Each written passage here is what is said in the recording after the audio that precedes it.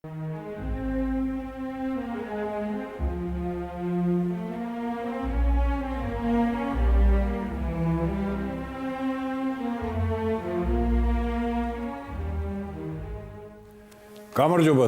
დღეს ჩვენ გთავაზობთ გადაცემას. ხაჯი მურადი ფილმი, რომელიც არ დაიდგა. ყველა რეჟისორის ბიოგრაფიაში არის ესეთი ფაქტები, როდესაც ფილმი ჩაფიქრებულია, სცენარი დაწერილია, უკვე რეჟისორი წყობს ფიქრს სახეობებზე, გადაღების ადგილებზე და მერე მიზეზთა და მიზეზთა გამო ფილმი არ ხორციელდება. ხან ეს არის რაღაც იდეოლოგიური მომენტები, ხან ეს არის ფინანსური მომენტები და აი ეს რეჟისორის ცხოვრებაში მიდის ერთი პროექტი, რომელიც არ გახორციელდება. მე ორჯერ მივუდექი ამის გადაღებას, როგორც მხატვრული ფილმის. ერთხელ ჯერ კიდე სულ ახალგაზრდა ვიყავი, მხოლოდ ერთადერთი ფილმი მქონა გაკეთებული ალავერდობა, მაგრამ თვლიდი რომ აქვს საკმარისი ენერგია, თვლიდი რომ საკმარისად გააზრებული მაქვს ეს ნაწარმოები და წავაწყდი ძალიან რთულ პრობლემებს. შემდეგ კიდე ერთხელ მიუბრუნდი უკვე როცა საბჭოთა კავშირი იშლებოდა და მაშინაც კიდევ არ გახორციელდა. აი ამაზე ყველაფერზე დღეს მე მოგიყვები თქვენ, იმიტომ რომ ეს არის საინტერესო ძალიან. რატომ რა არის ჩადებული ამ ნაწარმოებში ისეთი რომ ეს ნაწარმოები სულ აწყდება ან ცენზურას, ან კიდე სხვა რაღაცა პრობლემებს. მე მაინც ვბედავ და ეგეთი ჟინი მაქვს რა, რომ აი ეს ამ სატელევიზიო გადაცემის სახით მაინც წარმოადგინო ეს ჩემი ფილმი. არ დაიკარგოს საერთოდ, არ გაქრეს ეს ჩემი ჩანაფიქრი. პირველ ნაწილში მე მოგიყვები წელ პერიპეტიებს, რაც ეხებოდა ამ ფილმის დადგმას. როგორ წერდა ტოლსტოი, ტოლსტოის საწინააღმდეგოებები ჰქონდა ამ მოთხრობასთან დაკავშირებით და შემდეგ ორ ნაწილში თვითონ ფილმს წარმოგიდგენთ, რომელსაც მე მოგიყვებით, ნაწილობრივ გავათამაშებ, მაქვს ძალიან ბევრი მასალა, რომელიც მე მოვაგროვე, გამოსახულობითი მასალა, მაშინ როცა ფილმს ვაკეთებდი და ამასაც ჩავრთავ მე ამ მოყოლოში და თქვენ თითქმის სრულყოფილად წარმოიდგენთ იმ ფილმს, რა ფილმის უნდა ყოფილიყო. მაშასე, ეხლა დავიწყოთ ცოტა შორიდან. როგორ წერდა ტოლსტოი ამ მოთხრობას. ტოლსტოის კავკასიასთან შეხება დაიწყო 1851 წელს. იმ დროს უკვე ტოლსტოი 22 წლის იყო, დამთავრებული ჰქონდა უნივერსიტეტი, მაგრამ გარკვეულ საქმიანობას არ ეწეოდა. სხვათა შორის არც წერდა ჯერ. ის ატარებდა ცხოვრებას უქმად სალონებში, მოსკოვში, პეტერბურგში, იასნი-პალიანაში, სტუმრებს იღებდნენ, ერთობოდნენ. და ძალიან დაფიქრებული იყო თავის ბედზე, რომ რა სამსახური აიღო ესეთი რომ ემსახურა ისე რომ მას თვითონ კმაყოფილება მიიღო. და აი ამ დროს ის ჩაწერა ერთ თავის დღიურში რომ ის ეხრებოდა უფრო სამხედრო სამსახურისკენ ეტყობა მე უნდა გამოვცადო ჩემი თავი. გაჭირვებაში, საშიშროების წინაშე უნდა დავიწყო ყველაფერი ჩემს ცხოვრებაში თავიდან. ომი კი სწორედ ის არის, სადაც არის სიმამაცე, ძალა და თავის საბოლოო გამოცდა. აი ამ ფონზე მოხდა ისეთი ფაქტი, რომ მისი ძმა ნიკოლოს ნიკოლოსიძე, რომელიც უკვე მსახურობდა კავკასიაში, სადაც გაჩაღებული იყო ეს ომი შამილსა და რუსეთის იმპერიას შორის, ჩამოვიდა ის რუსეთში შვებულებაში და ძმები შეხვდნენ. იმ საუბრებიდან, იმ მონაყოლიდან, რაც ნიკოლოს ნიკოლოზზე მოუყვა ტოლსტოის, ტოლსტოიმ საბოლოოდ გამოიტანა დასკვნა, რომ ის უნდა შევიდეს სამხედრო სამსახურში და როდესაც დამთავრდა მისი ძმის შვებულება, წავიდნენ ის და მისი ძმა ჩრდილოეთ კავკასიაში, ყიზლარში ჩავიდნენ, იქიდან სტანიცა სტაროგრადსკაიაში, სადაც მსახურობდა ეს ნიკოლოს ნიკოლოზზე არტილერიის პოლკში და წარმოიდგინეთ, რომ ტოლსტოიმ როგორც მოხალისემ მიიღო მონაწილეობა რამდენიმე ბრძოლაში, რომელსაც ეს მისი ძმა და მისი ნაწილი ატარებდნენ აი ჩეჩნეთში და იქ დაღესტანის მისადგომებზე. ისე კარგად გამოიჩინა თავი ტოლსტოიმ, როგორც მოხალისემ, რომ იმ მთელი შტრო-კავკასიის ჯარების სარდალმა თავადმა ბარიატინსკიმ აღნიშნა კიდევაც მისი სიმამაცე, მისი გამბედაობა და მისი დისციპლინა და ტოლსტოი როგორც თამოყარე კაცი, ეთყო მას ეს სიამოვნა და აი უკვე მიიღო მან გადაწყვეტილება, რომ რეალურ სამხედრო სამსახურში შესულიყო და ემსახურა უკვე როგორც სამხედროს. ამასთან დაკავშირებით ძმებს მოუხდა თბილისში ჩასვლა, სამხედრო გზის გავლით, რამაც ძალიან დიდი შთაბეჭდილება დატოვა ტოლსტოიზე, იმ პეიზაჟმა, ხალხმა, ეთნოგრაფიამ. ჩავიდნენ თბილისში, სადაც იყო ამ артиლერიის შტაბი, სადაც უნდა გაეფორმებინა ტოლსტოის საბუთები და მერე უნდა დაეწყო რეალური სამხედრო სამსახური. აი ტოლსტოის თბილისში ყოფნის დროს მოხდა ძალიან მნიშვნელოვანი ფაქტი აი ამ კავკასიის ომისთან დაკავშირებით. ჩაბარდა რუსეთს და თბილისში ჩამოიყვანეს 1851 წლის 8 დეკემბერს ხაჯი მურადი. ეს უპირველესი ნაიბი შამილის, რომელსაც მოვიდა განხეთქილება შამილთან. შემდეგ შამილმა დაატყო მისი ოჯახი და ხაჯი მურადმა მიიღო ესეთი გადაწყვეტილება, რომ გადმოსულიყო რუსების ხარეს, რუსების ხარეს ეუმა შამილის წინააღმდეგ, როგორც პირადი მტერის წინააღმდეგ, დაეხსნა თავისი ოჯახი და ამითი მიმართა მან ვორონცოვს. ვორონცოვი იყო მთავარმართებელი კავკასიის, მოხდა მათ შეხვედრა, მათ საუბარდა, ვორონცოვმა ეს გეგმა მიიღო, გაუგზავნა იმპერატორ ნიკოლოზ I-ს გასაცნობად და აი ეს დიდი სენსაცია იყო თბილისში. მაშინ და ყველამ გაიგო, ბუნებრივია, რომ ალბათ ტოლსტოი საქმის კურსში იქნებოდა. სწორედ ამ დროს ცოტა ადრე ერევანის მოედანზე მდებარე ქარვასლის შენობაში გაიხსნა თეატრი. ახალი დიდი თეატრი აშენეს და ამ თეატრში ვორონცოვმა მოიპატეჟა იტალიიდან დასი, საოპერო დასი, რომელიც ასრულებდა ოპერა ნორმას. და არის ცნობა, რომ ერთ-ერთ სპექტაკლზე, სადაც ვორონცოვმა მოიპატეჟა ხაჯი მურატი ამ სპექტაკლზე, ესწრებოდა ტოლსტოის და ტოლსტოიმა პირველად ნახა იქ ხაჯი მურატი. და ამის მერე ძალიან საინტერესო ცნობა არის, რომ მან წერილი მიწერა მეორე თავის ძმას, პეტერბურგში მაცხოვრებელ სერგეი ნიკოლაევიჩს, სადაც მან ასეთი ცნობა მისწერა. თუ გინდა თავი მოიწონო ახალი ამბებით მოყოლით კავკასიიდან, შეგიძლია მოყვერო მეორე პირი შამილის მერე, ვინმე ხაჯი მურადი, ამ დღეებში ჩაბარდა რუსეთის მთავრობას, ეს იყო პირველი ჯიგითი და ვაჟკაცი მთელ ჩეჩნეთში და დაღესტანში, მაგრამ ჩაიდინა უმსგავსობა. როგორც აქედან ჩანს, ტოლსტოიმ ნეგატიურად შეაფასა ეს ფაქტი, ხაჯი მურადის გადმოსვლა რუსების ხარეს და როგორც მორალისტმა უკვე ახალგაზრდობიდან ეგ ძალიან, ასე ვთქვათ, მასში ძალიან ძლიერი იყო ეს ცნობა მორალისტის, ჩათვალა, რომ თავისი რელიგია მიატოვა, თავის ხალხი მიატოვა და ეს ფაქტიურად უდრის ღალატს და ნეგატიურად შეაფასა ეს ფიგურა და ამით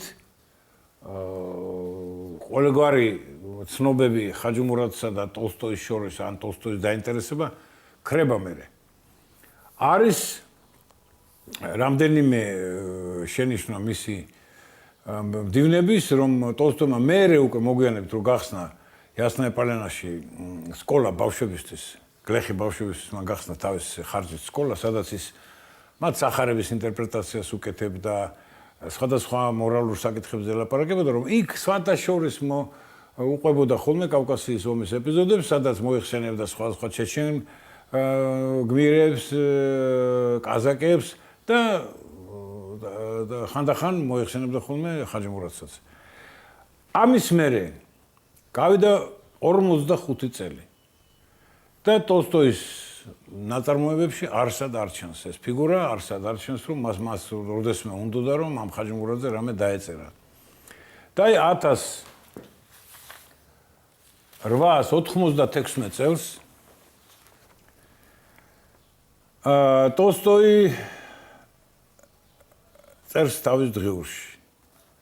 საერთოდ ცნობილია, რომ ტოლსტოის ძალიან უყვარდა იასნაეპალენას მიდამოებში სეირნობა, ბუნებას ათვალიერებდა, იქ ხალხს ელაპარაკებოდა. და აი ეს არის ერთი მისი ჩანაწერი, რომელიც არის გაკეთებული 1896 წლის 19 ივლის 45 წლის მერე, აი იმ პირველი შენიშვნიდან, რომელიც მან გააკეთა ნეგატიური შენიშვნა ხაჯი მურადის პიროვნებასთან დაკავშირებით. ის წერს, გუშინ მივდიოდი გადახნული მინდრის გასწვრივ.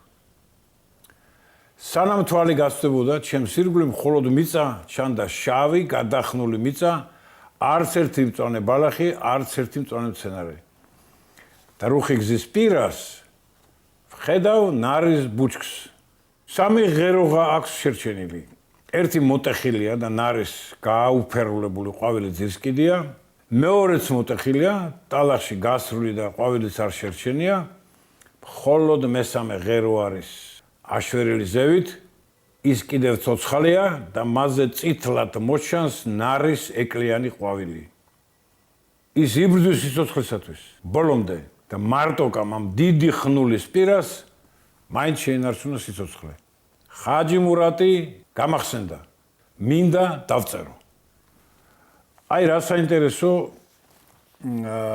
ცნობა არის, რომ ტოლსტოიმ აი ამ ნარის ბუჩქის ვიზუალურად, ასე ვთქვათ, შეფასებით უცებ დააკავშირა ეს ისტორია ხაჯი მურატთან, რომელიც ასევე მოიკლა და ფაქტურად მას გადაუარა ისტორიის ბორბალმა ხაჯი მურატს. შემოქმედებითი იმპულსი განცდილი ტოლსტოის მიერ აი ამ ნარის ბუჩქის ნახვისგან იმდენად ძლიერი იყო, რომ ტოლსტოიმ აი ამ 1896 წელსვე სამ თვეში ეს მოთხრობა დაწერა. და ფაქტობრივად რაც ეხლა არის ხაჯი მურატი და აი ეს პირველი ჩანაწერი ეთხოვ ერთმანეთს, იგი თითქმის არაფერი აღარ გაუსწორებია, რამდენჯერმე კი რაღაც პატარ-პატარა ისინი შეიტანა, მაგრამ ეს დარჩა ასე. ეს მოხდა 14 აგვისტოს აწერია ამ ვარიანტს 14 აგვისტო 1896 წელი. უნდა აღინიშნოს, რომ ამ დროისათვის ტოლსტოის ყველა თავის დიდი ნაწარმოებები უკვე დამთავრებული ჰქონდა. ომი და მშვიდობა, ანა კარენინა, აღდგომა და უფრო მუშაობდა ასეთ რელიგიურ თემებზე და მორალისტურ ტრაქტატებზე. გაუგრძელდა ტოლსტოის ამ ხაჯი მურატზე მუშაობა, იმიტომ რომ აი ეს დიდი წინააღმდეგობა შეხვდა მას როგორც ხატვარს და მას როგორც მორალისტს ვერ ათავსებდა ამ ორ აზრებს აი ამ ხაჯი მურატთან დაკავშირებით. მაგრამ ეს საყოველთაოდ ცნობილია, რომ აი ამ შემთხვევაში ტოლსტოიში მხატვარმა გაიმარჯვა. მან ვერ მიატოვა ეს ნაწარმოები და წლების განმავლობაში კიდე სულ მასზე მუშაობდა. აი პირველი რედაქციით ის იმდენად არ იყო კმაყოფილი, რომ უკვე ერთ თვეში დღიურში ჩაწერა ხაჯი მურატზე შავად დავწერე, ძალიან ცუდად, კიდევ ერთ თვეში წერს, რომ იგივე დღიურში გადავიკითხე ხაჯი მურატ, ეს ის არ არის, რაც უნდა იყოს. და აი მნიშვნელოვანი, შემდეგ 1897 წელს ის დღიურში შეწერს, გუშინ ვფიქრობდი ხაჯი მურატზე. რა არის მაშინ მთავარი? უნდა გამოვსახო რელიგიით მოტყუებული ადამიანი. რა კარგი იქნებოდა ეს რომ ასე არ ყოფილიყო. ესე იგი, მას აწუხებდა აი ეს შეჯახება მორი რელიგიის, მუსულმანური რელიგიის, ქრისტიანული რელიგიის. ხაჯი მურატი იყო მუსულმანი და როგორც ხატვარისთვის მისთვის ეს იყო გმირი და აი ამას ვერ ათავსებდა ამ მოთხრობაში კი დაწერა, მაგრამ ხედავდა რომ რაღაცა წინააღმდეგობა არის მის რელიგიურ, მორალისტურ საქმიანობასა და აი ამ ხატრულ ნაწარმოებს შორის. ამის შემდეგ ტოლსტოიმ გარკვეული პერიოდით დაანება ამ ნაწარმოებზე მუშაობას თავი. ჩანს რომ უბრუნდებოდა, კითხულობდა, მაგრამ აი თვითონ გავრცობა ან გადაკეთება მოთხრობის აღარ უცდია. და 1902 წლის მაისში წერს თავის ქალიშვილს მარია ლვოვნას წერს რომ გადავათვალიერე ხაჯი მურატი, არ მინდა დავტოვო ხარვეზებით, მაგრამ გართობა ამ საქმით, როდესაც ფაქტობრივად საფლავის პირას ვდგევარ, როდესაც ამასთან შესაძლებელია აზრით იყო გართული მცხვენია. რა იყო მიზეზი, რომ ტოლსტოი ამდენხანს მუშაობდა მოთხრობაზე და ბევრ განწერდა, რომ მას სხვენია. ტოლსტოი როგორც მორალისტი ცდილობდა რაღაც მორალურ ჩარჩოებში მოექცია თავისი გმირები, მაგრამ როგორც ხატვარი ის თავის გმირების არსებობას, ეგზისტენციას ხატავდა. ამიტომ არიან მისი გმირები ასეთი მომხიბვლელები. ნატაშა რასტოვა, ანდრეი ბალკონსკი, პიერ ბეზუხოვი, კატიუშა მასლოვა, იგივე ხაჯი მურატი, რომ არიან ცოცხალი პიროვნებები, ცოდავენ, შეცდომებს უშვებენ, ხშირად რაღაცა მორალის ფარგლებს გარეთ გადიან, მაგრამ ისინი ჩვენ გვიყვარს, იმიტომ რომ ისინი ცოცხლები არიან და რაღაც საოცარ ცოცხალ ცხოვრებისეულ ენერგიას გადმოსცემენ. აი ხაჯი მურატიც ესეთი გამოვიდა ტოლსტოის. და 1903 წელს, როცა აი ეს კოლიზია ვერ გადაწყვიტა რა, როგორ უნდა წარმოეჩინა ხაჯი მურადი როგორც რელიგიის მიერ მოტყუებული ადამიანი, თუ როგორც ცოცხალი ადამიანი, მან ამ მოთხრობას 1903 წელს ფაქტურად დაანება მუშაობას და მხოლოდ მისი სიკვდილის მერე 1910 წელს გამოქვეყნდა ეს მოთხრობა. ერთი კიდევ მნიშვნელოვანი ამბავი, როდესაც 1910 წელს ტოლსტოიმ გადაწყვიტა, რომ სახლიდან გაქცეულიყო, რაც გაპირობებული იყო მის გარშემო დაგროვებული პრობლემებით. ვერაფერი თავისი მორალური საკითხები ვერ გადაწყვიტა, ცოლთან ქონა უთანხმოება, ოჯახთან ქონა უთანხმოება და გამუდმებით სიკვდილზე ფიქრობდა და გამოსავალს ვეღარ ხედავდა. აი ის გაიქცა სახლიდან. ის წავიდა ჯერ თავის დასთან, რომელიც იყო მონაზონე, მერე წავიდა მონასტერში, ოპტინა, პუსტინაში, სადაც ბერებს ელაპარაკა, მაგრამ მაინც ვერაფერი გაწყვეტილ ვერ მიიღო და დამთავრდა ეს ტრაგიკულად ის რკინიგზის სადგურზე მერე გახდა ცუდად, გაცივდა და გარდაიცვალა. აი ამ გაქცევის წინ ტოლსტოის გადაუკითხია ეს მოთხრობა ხაჯი მურადის ბოლო, სადაც აღწერილი არის ეს ხაჯი მურადის გაქცევა. აი როგორ ემთხვევა მისი სულიერი მდგომარეობა, იმ გმირის სულიერი მდგომარეობა. ხაჯი მურადსაც ვერაფერი პრობლემა ვერ ქონდა მოგვარებული, ოჯახი დატყვევებული, რუსები ჯარს არ აძლევდნენ და ისიც გაიქცა, რასაც თქვენ ნახავთ, როდესაც მე ფილმს თქვენ წარმოგიდგენთ, რით იყო ის გაპირობებული, ისიც გაიქცა რაღაც უსასრულობაში. ფაქტობრივად აი როგორ ემთხვევა ამ წერილს და მისი გმირის ბიოგრაფია, ორივე გაიქცენ და ორივემ დაამთავრეს ცხოვრება ისე, რომ თავის პრობლემები ვერ გადაწყვეტეს და აი შეუერთენ უსასრულობას.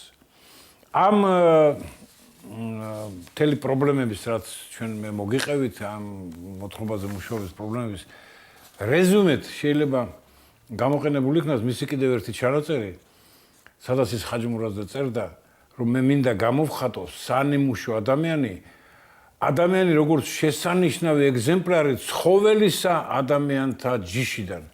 ადამიანი, რომელსაც არ შეეხო და არ გააფუჭა ცივილიზაციამ და ვაჩვენო ეს ადამიანი ეგრეთ წოდებული კულტურული საზოგადოების ფონზე. აი ესე დამთავრდა ეს ნაწარმოები, არ გამოქვეყნდა, ისევე როგორც სამწუხაროდ ჩემი ფილმი არ დაიდგა და რა მიზეზებით არ დაიდგა ჩემი ფილმი და როგორ ეხლა ამის მერე ამაზე გადავალ და ამას მოგიყვებით. პირველად ამ ფილმის დადგმას მე მივუდექი 60-იან წლებში ალავერდობის მერე და მაშინ იყო საბჭოთა კავშირი, იყო საკავშირო კინოკომიტეტი, სადაც წყდებოდა ყველა სცენარის ბედი, მისი იდეური მხარე, მისი დაფინანსება და მისი საერთოდ განხორციელების თუ არ განხორციელების პრობლემა. მე ეს სცენარი წარვადგინე კინოკომიტეტში და უკვე რედაქტორების დონეზე ხედავ, რომ რაღაცა ისინი აქვთ ბევრი პრობლემა და ვეკითხები რა შეასაქმე და აი აქ არის ესეთი პრობლემა, რომ ეს არის ომი დაღესტანელებს და რუსებს შორის, რომლებიც ეხლა ჩვენთან ამ ერთ დიდ ქვეყანაში ერთად ცხოვრობენ. ჩვენი სახელმწიფო არის ატეისტური სახელმწიფო. არ გვინდა ჩვენ ეხლა ამ წამოწევა ამ პრობლემების, რომ იყო რელიგიური ომი რუსებსა და დაღესტანელებს შორის და ბოლოს ესე იგი საკავშირო ამ კომიტეტის თავმჯდომარის დონეზე მოხდა თათბირი. ეს იყო ვინმე ასეთი პიროვნება ერმაში, სულ უბრალოდ წარმოშობის კაცი იყო, საიდანაც ორალიდან იყო პარტიული მუშაკი. და აი ესეთი ხალხი ხელმძღვანელობდა მაშინ ამ კინოს საქმეს და ცენზურა იყო მაგათ ხელში. ეხლა მეუბნებიან ესენი და უბრალოდ ეს მინისტრი მეუბნება, რომ ჩვენ არ გვინდა ამის გაკეთება. ჩვენ არ გვინდა რომ დღეს, როდესაც ჩვენთან მიღწეული არის ამ ხალხებს შორის მეგობრობა, სიმშვიდე, რომ აი ეს 100 წლიანი ამბებიც კი გავახსენოთ, როგორ ერთმანეთში, როგორც ომობდნენ, როგორ ხოცავდნენ ერთმანეთს და რომ ეს იყო რელიგიური დაპირისპირება. ეგ ერთი საქმეა, მეორე საქმეა, მეუბნება რომ აი კარგად რომ გაიგო შენ ეს ყველაფერი.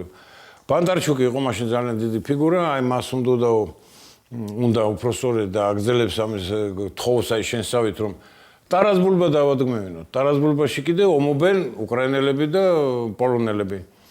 აი ამაზეც ვიკავებ თავს ჩვენ. ჩვენ არ გვინდა, ჩვენ გვაქვს ეხლა ერთი დიდი თანამეგობრობა, სადაც პოლონელები შედიან, უკრაინელები, გვაქვს ერთი დიდი ქვეყანა, სადაც დაღესტანელები და რუსები შედიან ცხოვრობენ. და აი ამის წამოწევა ჩვენ არ გვინდა ისევ თავიდან და ესე. კიდევ ერთი არგუმენტი მოიყვანა რომ მან არის ძალიან დიდი პრობლემა შამილის, შამილის პრობლემა არის. შენ რომ ეხლა აჩვენო შამილი ძალიან ნეგატიურად და ისეთ რომ არასიმპათიური გამოვიდეს ეკრანზე, აი ეს ყოფილი მუსულმანები საბჭოთა კავშირის ყველა ზურგ შეგვაქცევენ.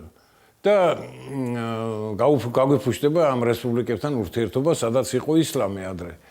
და თუ ჩვენ ეხლა ძალიან ესეთი გამოგივიდა მისაბაძი და ძალიან მომხიბვლელი პიროვნება ეს შამილი, მაშინ ეს მუსულმანები ისევ თავიდან გაიქცევიან მეჩეთებში, რაც ჩვენ არ გვინდა.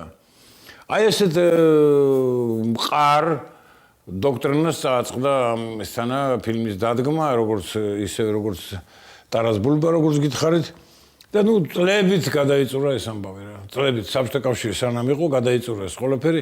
მე იმის მერე ფიროსმანი გავაკეთე, კიდე რაღაც ფილმები გავაკეთე და ეგერ უკვე 80-იან წლების ბოლოს ხედავ რომ შეერყა ეს საბჭოთა კავშირი. დაიწყო პერესტროიკა და ვიფიქრე რომ ეს იდეური მარწუხები შეიძლება ცოტა შესუსტდეს კი არა, უკვე ჩანდა რომ შესუსტებულია და დავიწყე თავიდან ეს ყველაფერი. დავიწყე თავიდან ყველაფერი ისევ მიწერ მოწერა ამ საკავშირო კომიტეტთან და აქ უკვე სხვა პოზიცია ქონდა. თქვა გძნობდნენ ეგენი რომ საბჭოთა კავშირი როცა იქნება დაიშლება და მაშინ გითხეს რომ აი ქართულმა ფილმმა თქვენთან აიღეთ თქვენ თავზე, იპოვეთ ვიღაცა ინვესტორები, პროდიუსერები და თქვენთან განახორციელეთ ეს და ჩვენ ამაში ისე მაინც ვიკავებთ ფინანსურად ყოველ შემთხვევაში ამის დახმარებას და ნუ რა მექნა მე მაინც ძალიან მომდომებული ვიყავი, ძალიან ჟინი მქონდა როდის გამეკეთებინა და დავიწყე სხვა შორის დაღესტანიდან მაინტერესებდა ამ პერესტროიკის ფონზე რა განწყობილებებია დაღესტანში. ჩავედი დაღესტანში ძალიან ადვილი იყო, მაშინ აი თელავიდან პირდაპირ ვერფრენდ გადავფრინდით, ხუნძახში ნახე იქაური ხალხი, ნახე დაღესტანელი მეცნიერები, ლიტერატურათმცოდნეები და წარმოიდგინეთ რომ უკვე მაგ დროს, აი უკვე პერესტროიკის დასაწყისში იმძლევრა ამ რელიგიურმა განწყობილებებმა.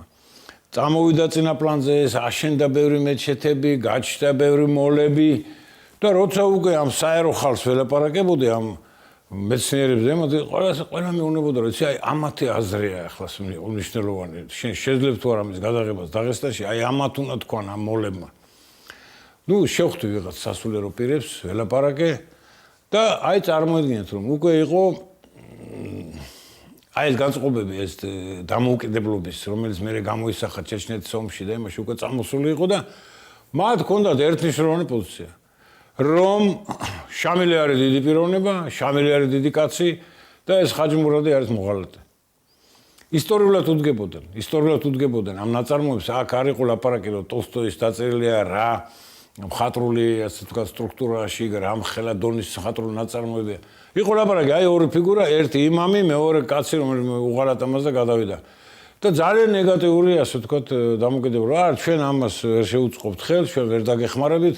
რომ თქვენა გადაიღოთ, არა და მე სხვაგან მაგის გადაღება არ წარმოვიდგინა და აი ესე მე არ გამომწვავე ხამაზე ლაპარაკი, მე მაინც ვიძახდი რომ ეს არის კლასიკოსი ტოლსტოი, ჩვენ ვაკეთებთ მის ეკრანიზაციას, წიგნი ხო არსებობს, ხალხი ხო კითხულობს, მაგრამ კინოს სხვა დატვირთვა, კინოს მაინც უფრო უყურებენ როგორც სააგიტაციო საშუალებას და ძალიან ეშინოდათ რომ აი ახლა ეს შამილი ამ დროს, როდესაც წამოვიდა ეს რელიგიური მთელი ინტერესები და მოტივები რომ არ იყოს ასე ვთქვათ ნეგატიურად წარმოჩენილი. გამოჩნდნენ სხვათა შორის ბევრი მიწერ-მოწერა მქონდა, მე ფულის პრობლემა მაინც არსებობდა, უნდა მომეძია სადღაც დასავლეთში ფული და გამოჩნდნენ დასავლელი პროდიუსერები. ვინმე გერმანელი ალტმანი, რომელსაც დაქირავებული ყავდა კიდე მეორე პროდიუსერი ჩეხი იურაი ხმელი ჩამოვიდნენ ნახეს ეს ჩემი სცენარი ყოლები, მათ ასაკრული ეგეთ პრობლემები არ გაუჩნდათ, იმიტომ რომ უყურებდნენ როგორც ტოლსტოის ნაწარმოების ეკრანიზაციას. მე ძალიან აღთვალებული ვიყავი, გრძნობდი რომ რაღაცა იწყება, იმიტომ რომ საერთოდ მაგ დროს საბჭოთა კავშირი მთავრდებოდა, ჩვენ დასავლეთს უყურებდით რაღაცას როგორც შვებას, როგორც კულტურის ცენტრს და აი იმ დონეზე, რა დონეზე ეს ტოლსტოიმა გააკეთა, როგორც მე მინდოდა ეს ნაწარმოები გამაკეთებინა, ამას აღიქვავდნენ ამას. დავიწყეთ ამაზე ფიქრი, მოლაპარაკება, ყველაფერი და იქ ჩეხოსლოვაკიაში უნდა გადაგვეღო რაღაცა პავილიონები, ეს ნიკოლოზის სასახლე, ესენ და ფულზე არ იყო ლაპარაკი, მაგრამ ორი პრობლემა მანდაც გაჩნდა. ერთი იძახდნენ რომ ცოტა მძიმე სცენარია, რთული სცენარია. ძალიან ბევრი აქ ფილოსოფია და ძალიან ბევრი ისეთი რაღაცები, რაც უნდა გავამარტივოთ, ცოტა გავამარტივოთ, რომ უფრო მაყურებლისთვის ჩვენ ხო კასაზე ვარ დამოკიდებული, დასავლეთის კინო საერთოდ დამოკიდებული არა კასაზე, ისე გეგმავენ ეგენი ფილმებს, რომ მე იმ ფილმმა ფული ამოიღოს. მეორე პრობლემა, მსახიობის პრობლემა. ერთნიშნულოვნად მითხეს რომ აქ ჩვენ თუ რაღაცა ფულების ძიება დავიწყეთ ბანკებში და კრედიტების ჩვენ ავიცოდეთ რომ ამას თამაშობს ვიღაცა ძალიან დიდი მსახიობი რომ მერე დაბრუნდეს ეს ფული სალაროდან იმიტომ რომ თქვენთვის ცნობილია რომ საერთოდ ამერიკულ კინოში და ევროპულ კინოში კასას აკეთებს მსახიობი არა რეჟისორი არა მოთხრობა არა ისტორია აი დადიან ეს მაყურებლები რომ ნახონ ვიღაცა ვარსკვლავები ამ სცენართან დაკავშირებით მე ვუთხარი კი ბატონო გადავხედოთ გადმოვხედოთ შემთავაზეს რომ მოდით ერთი დასავლელი ვინმე სცენარისტი ავიყვანოთ რომელმაც შეიძლება ცოტა სხვანაირად შეხედოს ამას და უფრო მისაღები იყოს ჩვენთვის როგორც პროდიუსერებისთვის და თვითონ დელიკატურად მეკცოდენ შენ ხომ არ გაქვს რამე იდეა ვინმე სხვა სცენარისტის მე ეგეთი იდეა არ მქონდა მაგრამ მე გამახსენდა ტონინო გუერა რომელსაც მე კარგად ვიცნობდი ფარაჯანოვთან მეგობრობდა აბა გაეხარდათ იმიტომ რომ ტონინო დიდი ფიგურა იყო იმის გვარიც მოხსენებული ფილმის ტიტრებში ბევრ რამეს ნიშნავდა გადათარგმნეს ეს იტალიურად გაუგზავნეს ტონინო გუერას მეც გამაგზავნეს და ჩავედით და დავიწყეთ განხილვა და უცნაურ პოზიციაში შევეჯახე იცით ტონინო გუერა მაინც იტალიელი კაცია და ამ კავკასიურ პრობლემებს ამ მთიელების ცხოვრებას ამ ომს ამ იმას ისე არ იცნობდა კარგად და მეუბნება რომ აი იცი რა არის შენ ფილმშიო ძალიან ბევრი ომიაო არ შეიძლება ეხლა პოპულარული არ არის ომი ყველა პაციფისტური პრობლემები გამოდია ყველას უნდა რომ ნაკლები სისხლისღვრა და ესე იყოს ეკრანზე და რაღაცა ისეთი შემთავაზა ქონდა უკვე რაღაცები მონიშნული რაც შემთხვევით მიუღებელი იყო იმიტომ რომ ეს ისეთი ორგანული სტრუქტურაა ტოლსტოი ისე ზედმიწევნით სწავლობდა ისტორიულ ფაქტებს გარემოს იმას რომ ეხლა ამისი ესეთი კინოს სურაგატის გაკეთება მე არ მინდოდა და მე უთხარი კაცო ტონინოს რომ შენი გვარი რა არის მეთქი გუერა არ არის და გუერა იტალიურად ნიშნავს ომს რატომ არ გინდა ეს ომი იყოს ეს ომი და ამ ფონზე იყოს რაღაცა შენ თუ სიუჟეტურ რაღაცას მე შემოთავაზებ მოკლედ აი ესე დავშორდით და საბოლოოდ ჩემი საუბარი ეხლა გაგრძელდა მსახიობებზე ამ პროდიუსერებთან თავაზობდნენ ანტონი ჰოპკინს რომელიც სისფერთვალება კაცი იმიტომ ფიგურაა სახელი უნდათ თავაზობდნენ დანიელ დე-ლუის რომელიც ცოტა რაფინირებული კაცია ესეთი ხელები აქვს რომ მე ვერ ხედავდი მაგას ხაჯიმურადში და ერთ სიტყვით დავშორდით ჩვენ ეგრე რომ ღიად დარჩა საკითხი დასვეს საკითხი ეგრე შენ იფიქრე ვინმე დიდ მსახიობს თუ მოიფიქრებ აი მაშინ შეიძლება უკვე სცენარზეც უკვე აღარ ჩავერიო ჩვენ ამ პრობლემებში და იქნება ისე როგორც შენ და ეს მსახიობი მოინდომებთ და აუცილებლად უნდა იყოს დიდი მსახიობი გძელდება ახლა ეს ამბავი მე უკვე თბილისში ვარ და ერთ დღეს თავ ტელევიზორში და მოსკოვიდან არის გადმოცემა მოსკოვის საერთაშორისო ფესტივალი ტარდებოდა რომელზეც ჟურის თავმჯდომარე იყო დე-ნირო ხედავ წვერებით არის ეს დე-ნირო დავაკვირდი და რაღაც ძალიან ისეთი აღმოსავლური გარეგნობა აქვს და ვიფიქრე ხომ არ შეიძლება რომ აი ამ დონის მსახიობი ასე ვთქვათ მოვიწვიო მე ამ სურათზე მაშინ ყველა პრობლემა გადაწყდებოდა იდეოლოგიური პრობლემები ფინანსური პრობლემები და ეს ფილმი შედგებოდა ჩამოვიდა ეს დე-ნირო წარმოიდგინეთ თბილისში მოსკოვის ფესტივალიდან აი როგორ მოხდა ეს იქ უთქვია რომ დამთავრდა ფესტივალი რომ მე მინდა კავკასიონის მთების ნახვა ნუ ამაზე კარგს რას მოიფიქრებდნენ რომ თბილისიდან მოხდარიყო ამის ორგანიზაცია ჩემ ძმას ელდარს როგორც კინოკავშირის თავმჯდომარეს დაურეკეს და უთხრეს რომ აი დე-ნირო მოდის და უნდა ამ კავკასიური მთების ნახვა მაგრამ რატო უნდა არ ამბობდა ამას დე-ნირო არავინ არ იცოდა რაშია საქმე რატომ უნდა კავკასიური მთების ნახვა ნუ იფიქრეს რაღაცა ესეთი გასართობი ტურისტული თვალსაზრისით ჩამოვიდა დე-ნირო ჩემმა ძმამ მიიღო და გადაწყვიტა რომ სვანეთის მთები ეჩვენებინა ადვილი იყო ვერტფრენ დაფრენოდა ქუთაისიდან წაიყვანეს ეს დე-ნირო ქუთაისში და ბედად კაცო აი ამ ხაჯიმურას სულ რაღაცებს მოძდებს რა ამინდი აირია ისე რომ არ დაფრენოდა ეს ვერტფრენი ორი დღე იჯდნენ ქუთაისში ახლა ამას დიდი მსახიობია იქ ამერიკაში იღებენ ამდენ დრო არა აქვს რო აქ იჯდეს დიდხანს და აი ვერ ნახა მაგრამ მე ვისარგებლეს შემთხვევით და ეს წარებით რომ ნახე იმ მოსკოვის ფესტივალზე როგორც ჟურის თავმჯდომარე გავიკითხე რა არის რატო თურმე ახალი დამთავრებული ქონდა ერთ-ერთი ინგლისელი რეჟისორის ფილმი მისია სადაც თამაშობს აი ესეთ ხაჯიმურატის ტიპის კაცს ნახევრად ყაჩაღია, კონდოტიერი მეომარი, ეს ხდება პერუში, აი კოლონიზაციის დროს, როდესაც ესპანელებმა გააკეთეს სამხრეთ ამერიკის კოლონიზაცია და სანამ ეს დენირო საწყალი იციდა იქ იმ ქუთაისში ამ კავკასიის მთების ნახვა სანამ ელოდებოდა, მე ეს ფილმი ვნახე და ნუ პირდაპირ დავწუნდი რომ ეს არის ის რაც უნდა იყოს. აი ხედავთ ეს როგორი სახეც აქვს დენიროს, მე მგონი რომ ეს იქნებოდა იდეალური გადაწყვეტა ამ პრობლემას, ამ ხაჯი მურადის.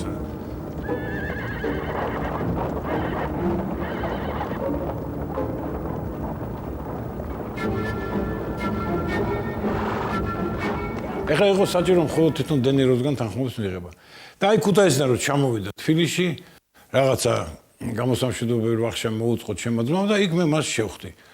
აი ესე რომ ნახე ვიზუალურად პირადად, კიდევ ერთხელ დავწუნდი რომ სწორი იყო ჩემი გადაწყვეტილება. მივეცი მას სცენარი, სამწუხაროდ მითხრა რომ არ იცის ამ მოთხრობის შესახებ არაფერი, ეს არ წაუკითხია. და ვთხოვე რომ აი ესეთი გადაწყვეტილება, ეს არის ტოლსტოის ერთ-ერთი შესანიშნავი გმირი, რომ თქვენ ეს განასახიეროთ და დანარჩენს ყველაფერს აქ მოაგვარებთ, პროდიუსერები არის, ყველაფერი არის. წავიდა ეს დენირო ამერიკაში და ჩვენ მივაყოლეთ რასაკვირველია ძალიან მნიშვნელოვანი წერილები, საკავშირო აი ამ კიდევ ერთხელ ვთხოვე კინოკომიტეტმა გაუგზავნა წერილი, რომ ჩვენთვის დიდი პატივი იქნება, რომ ითამაშოს ეგეთ ფილმში. შემდეგ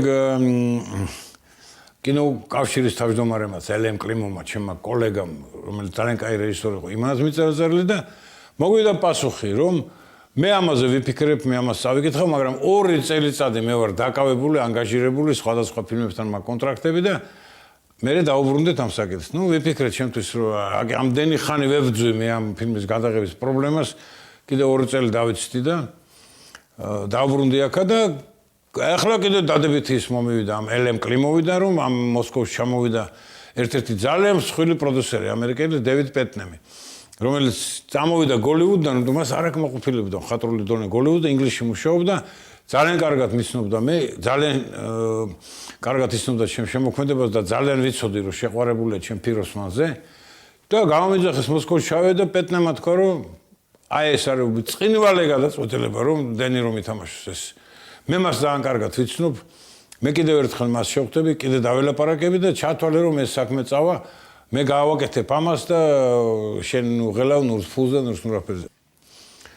ცოტა ხანი გავიდა ძალიან და ამ დროს ამერიკაში, ნიუ-იორკში ამ მუსულმანებმა, ვაჰაბიტებმა და ამ ექსტრემისტებმა ააფეთქეს სავაჭრო ცენტრი. ეს იყო ესეთი დიდი რაღაცა შენობა ნიუ-იორკში, სადაც მათ რაღაცა ტერაქტი მოაწყეს და აბა დამიკავშირდა ეს დევიდ პეტნემი და მეუბნება რომ ხედავ რა ხდებაო? მე და შენ გვინდა რომ გამოვიყვანოთ თავარ როლში მუსულმანი კაცი, ეს ამბები ვაჩვენოთ ისე რომ ეს იყოს გმირი რა უშვა და ეხლა ეს პოპულარული აქ არ არის, ამაზე დროებით კიდევ თავნა შევიკავოთ. აი უკვე მე რამდენჯერ გადაიდო ეს პრობლემა მხაჯი მურადის დადგმის და უკვე ხედავ რომ ნაკლები ცენზურა არ არის იქ, ვიდრე იყო საბჭოთა კავშირში. აი აქაც იგივე რომ აი მუსულმანი გმირად გამოვიყვანოთ, ამ დროს აგერ გვიფეთქებენ რაღაცეებს და რაღაცეებს. სანამ დენიროს პასუხს ველოდებოდით, ამ დროს დაინიშნა ამერიკაში, ქალაქ სან-დიეგოში ქართული კულტურის დღეები. აქედან დიდი დელეგაცია გაიგზავნა, ფერწერული ნამუშევრები, მუშაობდნენ იქ ჩვენი მხატვრები და კინოც იყო წარმოდგენილი და მე ვიყავი იქ ჩასული და სხვათა შორის აი ამ ფესტივალის დროს ამერიკელმა კინოკრიტიკოსებმა, ჩემმა ნაცნობმა, ჩემმა მეგობრებმა მომაწოდეს ერთი კინოჟურნალი, სადაც იყო დენიროს დიდი ინტერვიუ. სადაც მივკითხულობ, რომ დენიროს და სკორსეზეს, მის მეგობარ რეჟისორს, თურმე დიდი ხნის ჩანაფიქრი აქვს, რომ განახორციელონ ლერმონტოვის ჩვენი დროების გმირი ეკრანზე და ამაზე ფიქრობს დენირო. აი ახლა მივხვდი მე, რატომ მოინდომა მოსკოვის კინოფესტივალიდან ჩამოსვლა და კავკასიის მთების ნახვა. ეს დავიხვიე მე ვიტყვი ხელზე და დავუკავშირდი ჩემ მეგობარ პროდიუსერს სან-ფრანცისკოში, ტომ ლადის, რომელიც იყო კოპოლას პროდიუსერი. და ადრე მეუნებოდა მე ტომ ლადი, რომ აი შენი ფილმი ფიროსმან ძალიან უყვარს კოპოლას, სამონტაჟოშიც კი უდევს ეს ფილმი და მივწერე ამას წერილი რომ ეგება დამეხმაროთ რომ აგრე ბარემ აქავარ ამერიკაში და კიდევ ერთხელ შემახვედროთ დენიროს და კოპოლა მიმწოში მიპასუხა რომ მე უთხარი ეს კოპოლამ თქვა ამ რეჟისორს მე დაუჭერ ხარს ის ჩემი მეგობარია დენირო მე მივწერს წერილს და ეს ყველაფერი მოხდა გააკეთეს წერილი მე ჩავედი ამ სან-დიეგოდან ნიუ-იორკში იმიტომ რომ ნიუ-იორკში იყო მაგ დროს დენირო მას ქონა გახსნილი თავისი კინოსტუდია ტრაიბეკა კომპანიას ერქვა საკუთარი კინოსტუდია ისეთი რომელიც იღებდა არადით ისეთ გოლივუდის ფილმებს არამედ უჭერდა მხარს ნიჭიერ ხალხს და მისი პროდიუსერი ჯეინ როზენტალი შემხვდა ახალგაზრდა ქალი რომელიც აგრეთვე დიდი სახელის მქონე იყო გადმოსული სამიდან გოლივუდიდან აი დენიროს სტუდიაში და მე უთხარი რომ როგორ არის საქმე რა წაიკითხა რამე გადაწყვეტილება მიიღო მითხარ რომ ვიცი რა აი ეხლაც კი გადაღებაზეო აი დღეს ხვალ ზეგ ქუჩაში გადაღებები ჯეინ ფონდასთან ერთად და აი როგორ შეგახვედრო არ ვიცი და მე ძალიან ვთხოვე მე უთხარი მე ვარ საბჭოთა კავშირიდან ჩამოსული მე ამდენი თანხები არ მაქვს რომ დიხანს დავჩეველოდო და მაშინ შევეცოდი ამ ქალს ეთყობა და მითხარ რომ აიო ხვალ არის კვირაო და მოდიო აი ერთ რესტორანში მაგის სადილოს ხოლმე თავის შვილებთან ერთად მიდი ისე რომ არ გამთქვა რომ მეკითხარეს ვითომ შემთხვევით მოხვდი და დაელაპარაკე და რაღაცები და ეს ასეც მოხდა მე წავიყვანე თარჯმანად ნანა მუხაძე შესანიშნავი ქართველი პიანისტკა რომელიც ცხოვრობდა და ერთად მივედით იტალიურ რესტორანში ნიუ-იორკის ცენტრში და დავინახე რომ ზის ეს დენირო თავის ორ შვილთან ერთად მივედი ძალიან გაუკვირდა რასაკვირველია მიცნო იმიტომ რომ ხო შევხვდით ჩვენ თბილისში და მე უთხარი რაღაცა მოდი გავაკეთოთ რა რატომ არ წყვიტავ შენ ამ საკითხს რომ ეს ჩემი ფილმი დავდგა და შენ ითამაშო ჯერ მითხრა იცი რაო მე აი კოსტუმირებულ ფილმებს ძალიან ძნელად თამაშობ რა ჩემი მეგობარია სკორსეზე მთავაზობდა რაღაცა ნაპოლეონის თამაშს მე ქრისტეს თამაშს ცნობილ გახმაურებულ ფილმში და უარს ვამბობ ჩემი სტიხი არის აი ტაქსისტი და აი ნიუ-იორკის რაღაცა თანამედროვე ადამიანი მე კოსტუმებს ძნელად ვეგუები მაშინ მე უთხარი კი მაგრამ აი ახლა მე ვნახე შენ რომ წამოხვედი თბილისიდან ეს ფილმი მისია სადაც აბსოლუტურად იქ როგორც თამაშობ იქ როგორც გაცვია თითქმის იგივე რაც ხაჯიმურატი და ეგო ჩემი ძალიან ისეთი ახლობელი მეგობარია კაციო და უარი ვერ უთხარ მე უთხარი ეგება რომ დავდგათ ფილმი დამეგობრდეთ მე და შენ და შენთვის ეს არ გამოიწვევს უკმაყოფილების გზნობა ამ ფილმში მონაწილეობა და მე უთხარი მთავარი აი და გადმოუღე ის ჟურნალი სადაც მისი ინტერვიუ იყო აი მე აქედან გავიგე რომ შენ გინდა ლერმონტოვის ჩვენი დროების გმირის თამაში პეჩორინის მოდი გავაკეთოთ ესე შენ ხო გახსოვს ეგეთი ფაქტი მე უთხარ როდესაც რუსებმა დადგეს ომი და მშვიდობა მე დილო და ლავრენტისი ჩამოვიდა იტალიელი პროდიუსერი და ძალიან იაფად ეს ყველაფერი რაც რუსებმა გამოიყენეს იმ ფილმში ეს კავალერია ეს კოსტუმები ეს არტილერია იმ დროინდელი აღადგინეს ყველაფერი ეს ყველაფერი დაიქირავა ლავრენტისმა და დადგა ვატერლოოს ბრძოლა მოდი გავაკეთოთ ასე ერთი და იგივე ეპოქა მევეუბნები ჩვენ დროის გმირი და ხაჯიმურატი ერთ და იგივე კოსტუმები ერთ და იგივე სამხედრო ინვენტარი მოდი დავაწყვილოთ ეს ორი პროექტი თქვენს გაგიადვილდებათ და ჩემსაც იქნება მისაღები ესეთ რაღაცა გავაკეთოთ ბლოკი ორი ფილმის აი ჩამოხვალ გადაიღეთ ჯერ შენ და სკორსეზე ჩვენი დროების გმირი და მე მივაყოლოთ ამას ხაჯიმურატი ნუ როგორც იტყვიან აი ცოტა მასში ჩავაგდე რა მდგომარეობაში და უკვე აღარც უნდა რაღა მოტივით ეთქვა უარი მითხრა რომ იცი რა მოდი რა ეგ აქ გადავიღოთ სადმე კორდილიერებში ან ანდებში ან სადმე მე უთხარ მაგას მე ვერ გავაკეთებ იმიტომ რომ ჩემთვის ძალიან მნიშვნელოვანი ეს ატმოსფერო მე რო ვიღებდე ნეპალზე ფილმს ან ტიბეტზე უნდა გადავიღო ტიბეტში ნუ ერთ სიტყვით ისე იმას დაუბრუნდა რომ აი ხო ხედავ მე გუშინ გადაღებაზე ვიყავი გუშინ გადაღებაზე ვიყავი უნდა დამელოდოთ ცოტა ხანი უნდა დამელოდოთ და თითქმის დავითანხმე მე და დავშორდით იმით რომ მე უფრო ოპტიმისტურ გუნებაზე ვიყავი ჩამოვედი თბილისში ველოდებოდით მის პასუხები არ მოდიოდა შემდეგ მოულოდნელად ჩემთვის მოხდა სასიხარულო ამბავი ირანიდან მივიღე წერილი კულტურის მინისტრის ხელმოწერით ირანის რომ ჩვენ გავიგეთ რომ თქვენ ეგეთ დადგმას გეგმავთ აპირებთ და ჩვენ ძალიან დაინტერესებული ვართ და მიმიპატეჟეს თეირანში სადაც განახლდა ცნობილი ფოტოშურის თეირანის კინოფესტივალი რომელიც გაჩერებული იყო წლების განმავლობაში შახის მმართველობის მერე სანამ ეს მოვლები მძლავრობდნენ იქა ეს ხომეინი და ესენი და ეხლა განახლდა და აი მიმპატიჟეს იმ კინოფესტივალზე. და გახსნის დროს ეს კულტურის მინისტრმა გახსნა ეს ფესტივალი ძალიან ჩემთვის სასიხარულო შეფასება მისცა ჩემი ყოფნას, თქვა რომ ჩვენს შორის იმყოფება ერთ-ერთი დიდი რეჟისორი, ქართველი გიორგი შინგელა, რომლის ფილმი ფიროსმანი მე ყველა ფილმებს შორის რაც მინახია, ყველა ძალიან მიყვარს. მე ეს ძალიან მესამონა ეგეთი განწყობა რომ აი ესე უდგება, ესე იგი ესმის ის პრობლემები, რაც არის ფიროსმანში, რაც ნაწილობრივ ხაჯიმურაძის უნდა ყოფილიყო. და მე შევხვდით მასთან საგანგებო მოლაპარაკებები მოეწყო და მეუბნება რომ ძალიან გეხარია რომ შენ თუ გადაწყვეტავ რომ აქ ირანში გადაიღო ეს სურათი, ჩვენ ყველაფერი გვაქვს, ამერიკელები რო წავიდნენ აქედან, ყველაფერი დატოვეს, კინოსტუდიები, აპარატურა, ყველანაირი ლაბორატორიები და ჩვენ ისიც შეგვიძლია ყველაფერი მოვაწყოთ, ისეთივე მთები გვაქვს, ესეთივე დაახლოებით სოფლები და ისინი გვაქვს, როგორც დაღესტანში აულები და მაგრამ აი რაღაცა მაინც შენი სცენარის მიმართ გვაქვს რაღაცა შენიშვნები. და დაიწყო ესე რომ იცი რა, აი მაგალითად შენ ხო გაქვს წაკითხული დოქტორ ჟივაგო.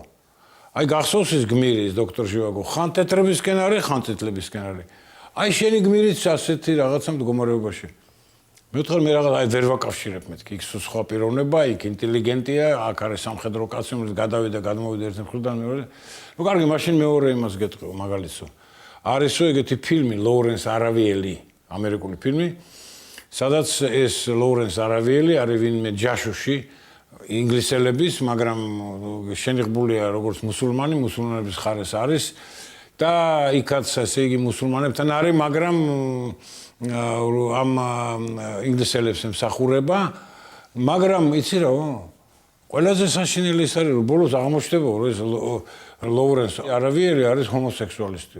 აი ესე მინიშნა, რომ ხაჯიმურადის სახე არ აწყობს. მე ვუთხარი, მაინც არ მესმის რა. დამიკონკრეტე რა შეესაკნე. აი მითხები და მოდი პირდაპირ გეტყვი. აი შენ ამ ისტორიაში ჩანს რომ ეს ხაჯიმურადი არც იქით არის, არც აქეთ არის, მაგრამ ეგ არაფერი შეიძლება ეგეთი კოლიზია იყოს ომის დროს, რომ გადავიდა კაცი იქით გადმოვიდა. მაგრამ თავარი ის არის რომ როდესაც კაცი მონაწილეობს ხაზავათში, ანუ რელიგიურ ომში ქრისტიანების წინააღმდეგ, მან თავის ოჯახზე არ შეიძლება იფიქროს. როცა კაცი იღებს ხაზავათს, როცა იღებს ამ ფუნქციას, მისთვის ოჯახი აღარ არსებობს. შენი მთელი ისტორია არის იმაზე, რომ სულ ფიქრობს როგორ განთავისუფლოს ოჯახი, ესეთი ევროპული ის არის შეხედულება ყველაფერზე და განსაკუთრებით მიუღებელია ჩვენთვის, რომ ბოლოში, როდესაც მას მოკლავენ, რუსის ქალი დასტირის მას. ეს ჩვენთვის ესეც უნდა ამოვარდეს. მე სახთად დავჭი და ვიფიქრე რომ ახლა მე ამას აუხსნი რომ ეს არის ტოლსტოი, რომ ტოლსტოი იყო დიდი ეკუმენისტი, სწორედ მაგაშია მთელი ამ ჩემი დადგმის სურვილი რომ აი ეხლანდელი მუსულმანები, ეხლანდელი ქრისტიანები დავაახლოვო, იმიტომ რომ ქრისტიანი მწერალი გმირად გამოყავს მუსულმანი ადამიანი, მაგრამ ვთქვი მარტო იცით, ეკუმენიზმი აღარა ვთქვი, იმიტომ რომ წარმოიდგინე სად ვიმყოფები ხომეინის ქვეყანაში, სადაც ესეთი მცნება არ არსებობს, მაგაზე გენი არ წამოვიდოდნენ. მე ვუთხარი რომ მეცით რა მე ვიფიქრებ, მე კიდე ერთხელ და ჩავუკვირდები ამ სცენარს, მაგრამ იღებოდა მთელი ეს კონსტრუქცია ტოლსტოის და ჩემი რომ ადამიანური ურთიერთობები მთავარი. აი იმ რუსის ქალს, იმიტომ შეეცოდება ეს ხაჯიმურადი, იმიტომ დაასტირის ბოლოს რომ ადამიანია ეს ადამიანი რომელიც აი მოყვება ამ კოლიზიაში და რომელიც კოდება იმის გამო რომ რაღაცა ისე არ გააკეთა, რაღაცა სხვანაირად მოიქცა. აი ამაში მთელი ამბავი. აი ხედავთ წავეჯახე აქაც ამ დროს უკვე იგივე ფაქტიურად კოლიზიას, რაც ტოლსტოის აწუხებდა. შემდეგ საბჭოთა ცენზურამ რაც უარყო, რომ ორი რელიგია იბძვის და აი შუაში მოხვედრილი ამ კოლიზიაში ადამიანი არის გმირი ამისი და არ დგება ავტორი არც მოთხრობის, არც ამ შემთხვევაში ფილმის, არც მუსულმანების, არც ქრისტიანების ხარეს. ეს არის პერსპექტივა მომავალში თუ ეკუმენიზმი არ გაიმარჯვა, თუ რელიგიები არ დაახლოვდნენ და რასაც ჩვენ დღესაც კიდევ ხედავთ ამ გაუთავებელ ტერორისტულ აქტებს და რაღაცებს, ეს ამბავი არ დამთავრდება. ნუ რა საკვირველია მე რომ ჩამოვედი ამ ცვლილებებზე, არ წავედი, იმიტომ რომ ჩემთვის ეს იდეა არის ახლობელი და მთავარი ეს ეკუმენიზმი და ფაქტურად არც უპასუხე. აი ესე დამთავრდა საერთაშორისო ამ ფილმის გადაღების პრობლემები. აღარ მივუდექ, იმიტომ რომ ხედავდი რომ დასავლეთი ერთი მხრივ აღმოსავლეთი ანუ ირანი მეორე ორივე მიყენებს თავის მოთხოვნებს. ისინი მეუბნებიან ამერიკელები რომ ჩვენ მუსულმანს ახლა ვერ გადავიღებთ, იმიტომ რომ არ არიან პოპულარულები. მუსულმანები მეუბნებიან ირანელები რომ ეს კაცი არ უნდა ფიქრობდეს არაფერზე და ის კი არა ბოლოს ესეთი რაღაც მითხრა ამ ირანის კულტურის მინისტრმა რომ და საერთოდ ეს როცა აქედან გაქცევას თუ დააპირებს ეს ხაჯი მურადი უკვე დარწმუნდება რომ ეს რუსები ანუ ეს ქრისტიანები არიან ძაღლები. ნუ ახლა ესეთი მიდგომით, ესეთი რაღაცა დაპირისპირებით მე არ მინდოდა ამ თემაზე მუშაობა. ეხლა რა არის კიდე საინტერესო, იცით რომ აი ხო არ გათავდა ამ ფილმის ეპოპეა არაფრით არ დაიდგა, მაგრამ თვითონ ხაჯი მურადის ბედი არის ძალიან საინტერესო. ის იცით ყველამ რომ მოიკლა ნუხაში, ამას თქვენ ნახავთ როცა მე ფილმს მოვიყვებით. მას მოაჭრეს თავი და მაშინ ეგეთი ტრადიცია იყო, რომ ამ თავს გზავნიდნენ როგორც ტროფეის პეტერბურგში. სამხედრო მინისტრ ჩერნიშოვს გაუგზავნეს, მე არის ცნობა რომ ნიკოლოზსაც კი აჩვენა მან ეს ტროფეი. და მისი ტანი დაიმარხა იმ ადგილთან ახლოს, სადაც ის მოკლეს. მე გავიდა წლები და ეს გათხარეს აზერბაიჯანულმა არქეოლოგებმა ადგილი და მართლა იპოვეს უთავო ჩონჩხი, რომელსაც აი ამ ადგილებზე ეწყობოდა კიდევ რაღაცა ნაჭრილობები, რომელიც თავის მოჭრის დროს ეტყობოდა ძვალზეც გადავიდა ეს ნაჭრილობები. მე ამ მეცნიერებმა დაიწყეს თავის ძებნა და აღმოჩნდა ეს თავი პეტერბურგში, ანთროპოლოგიის მუზეუმში, ეგრეთ წოდებულ კუნსტკამერაში. პეტრე პირველის დროს ამას ერქვა კუნსტკამერა.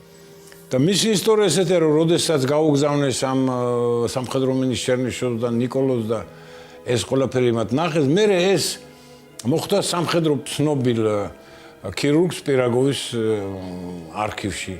იქ იყო სადღაც და სხვათა შორის აი ამ თავის ქალას, რომელსაც თქვენ ახლა უყურებთ, აწერია წელი 1868 წელი, მე დაადგინეს მეცნიერებმა რომ ეს არის პირაგოვის ხელით დაწერილი და აწერია ხაჯი მურადის თავის ქალა არის.